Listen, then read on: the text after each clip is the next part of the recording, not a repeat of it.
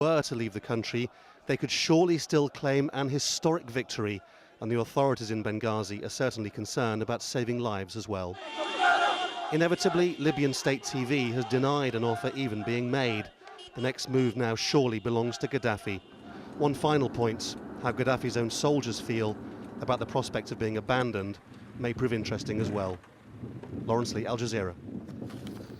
Well, earlier on Tuesday, a different spokesman for the National Council denied that any negotiations were taking place with Gaddafi, possibly indicating splits within their ranks. Our demands are as clear as the revolution. We are not negotiating at all.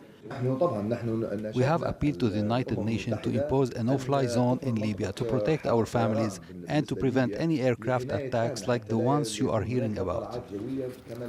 I'm joined on the line now by Mohammed Ali from the Civil Committee for Misrata Affairs, which is also part of the Opposition National Council. Well, Misrata, just a reminder, is around 200 kilometres east of Tripoli and has been the scene of heavy fighting in recent days. Thank you for joining us, sir. Can you just update us on the fighting, whether it's going on still there now? No, Misrata is quiet in terms of fighting. And who's in control of it now? Just can you confirm for us?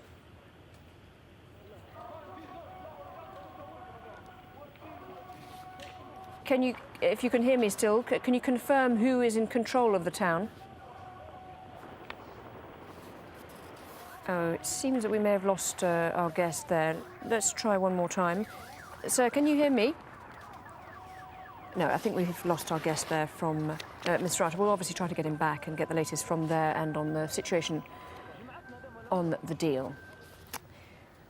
Well, now, it's claimed that General David Petraeus, top commander of the American and NATO forces in Afghanistan, has greeted US Secretary of Defense Robert Gates with a joke about bombing Libya.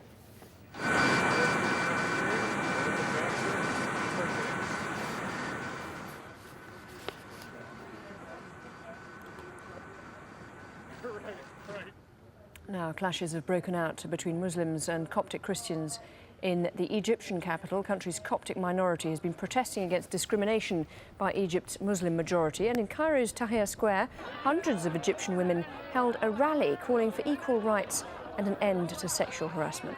Ayman Mohideen has more from Cairo. Egypt's Christian community protested on Tuesday in various parts of the capital, demanding an end to what they described as discrimination by the state, demanding equal rights, and more recently protesting against an incident whereby Muslims burned down a church in a village just south of Cairo. Now, one of the main flashpoints of these protests took place on a highway just outside of Cairo. It was there that protesters burned tires, blocked cars from passing on that road, and essentially clashed with Muslim passerbys and local residents. The military intervened. They fired shots in the air to disperse the crowds and prevent further clashes between Muslims and Christians, but it really underscored the tension that remains between these two communities. In the heart of Cairo, marking International Women's Day, about 1,000 men and women gathered in Tahrir Square, but those protests also turned very bitter because essentially as these protesters were gathering there demanding equal rights for men and women and for the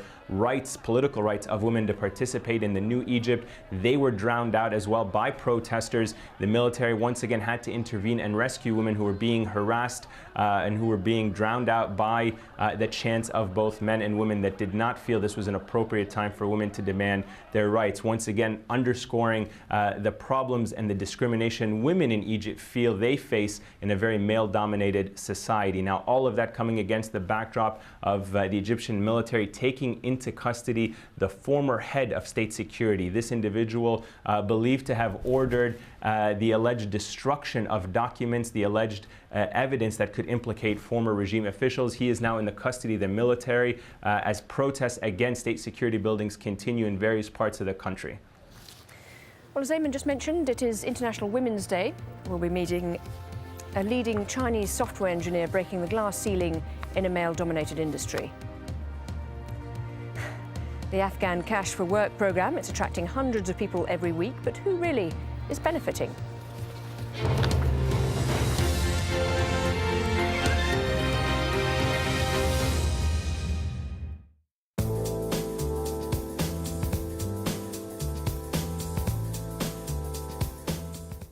Welcome back to your international weather forecast. Well, across Japan, we're going to be seeing some more snow in the forecast as we make our way into Thursday. And you can see the snow is really going to be a problem as well on Wednesday. Take a look first on Wednesday. You can see all the snow right here on the western side of Japan. We could be seeing about 300 millimeters of snow in the higher elevations. Now, as we go into Thursday, really only the northern parts of Japan, as well as Hokkaido, as you can see here, are going to be really affected by the snow. The Korean Peninsula not looking too bad. Clouds coming into Pyongyang, but temperatures will remain in the mid-single digits, about 6 to 8 degrees there. We are going to be seeing quite a bit of rain, though, across parts of South China. Now, this rain is going to extend all the way down to Hanoi over the next couple of days. Also, heavy snow showers in their forecast. For the western parts of China, this could be quite excessive at times. Very heavy rain showers all the way up. But for Hong Kong, we're looking at clouds in the forecast. Manila not looking too bad at 28 degrees with some rain coming just to south of them. Over towards Australia, very heavy rain showers indeed. This has been a big problem over the last couple of weeks up here to the north. We're looking at localized flooding there still, as well as very heavy rain showers down to the south, with Melbourne at 24 degrees. Up to the north, Brisbane, very warm day at 28, and Christchurch looking quite nice at about 17 degrees.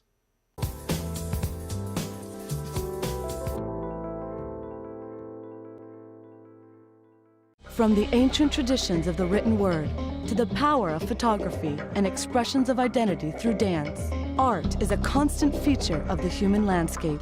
An underground theater group fights for democracy. Blind musicians make their mark in Bangladesh. Palestinian teenagers develop a photography project with kids from the other side of the wall. Across the world, art transcends physical barriers. Artscape, at this time on Al Jazeera.